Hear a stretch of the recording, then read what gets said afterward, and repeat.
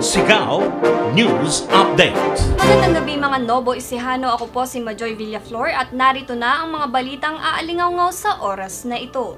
Tuluyan ng kinansela ng Department of Tourism ang National Costume Show ng mga kandidata ng Miss Universe na inaabangan ng publiko sa buong bansa.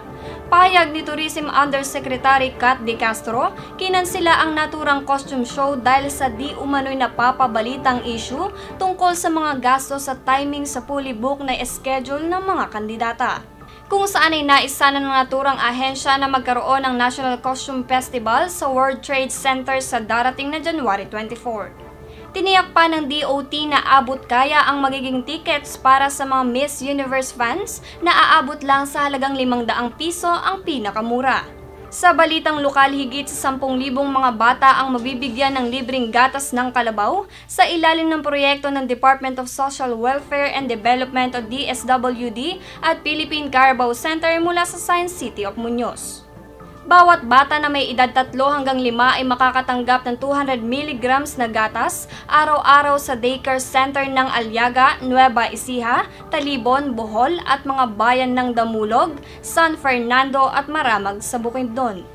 Ayon kay Arnel Del Barrio, Acting PCC Executive Director, idadagdag ito sa regular na pagkain na ibinibigay sa ilalim ng Supplementary Feeding Program ng pamahalaan. Samantala, kaninang umaga, January 13, binisita ng pamahalaang bayan ng Aliaga sa pangunguna ng Municipal Social Welfare and Development Office ang daycare center ng Barangay Santo Tomas at Barangay Bibiklat. Ayon kay Evangeline C. Mercado, MSWDO ng Bibiklat, Aliaga, na nagsimula ang programa sa kanilang bayan noong November 28, 2016 at magtatapos sa ikalawang linggo ng Mayo taong kasalukuyan. Sa kabuuan, naabot sa 1,121 daycare children ang mabibiyayaan sa bayan ng Aliaga sa loob ng 120 days. Sa iba pang balita, handa na ang bayan ng San Antonio sa kanilang pagdiriwang sa ika-174 na taong kapistahan ni San Antonio Abad. Isang linggong selebrasyon ang inilaan ng naturang bayan sa pangunguna ni Mayor Arvin Cruz Salonga. Simula kahapon January 12, kakaibang saya ang inihatid ng Bingo Fiesta ng pamahalaang panlalawigan na sinuportahan ni Governor Zarina Cherry Umali sa libo-libong mamamayan ng naturang bayan. Ngayong araw, January 13, gaganapin naman ng Pastoral Barangay Nights mamayang alas 6 ng gabi sa Salonga Gymnasium. Bukas ng alas 4 ng hapon, January 14, magsisimula ang exhibition game na dadaluhan ng PBA Legends. January 15, magkakaroon ng street dancing competition simula alas 7 hanggang alas 11 ng umaga at LGU Nights alas 6 ng gabi na gaganapin sa parehong lugar. January 16, isasagawa ang float parade kung saan magkakaroon ng paligsahan ng karosa gamit ang kanilang ipinagmamalaking produktong walis tambo. Inaanyayahan naman ng ama ng bayan ng San Antonio na si Mayor Salonga ang mga Nobo Ecijano na tumungo sa kanilang bayan para sa kanilang ika-174 na taong pagdiriwang sa kapistahan ni San Antonio Abad.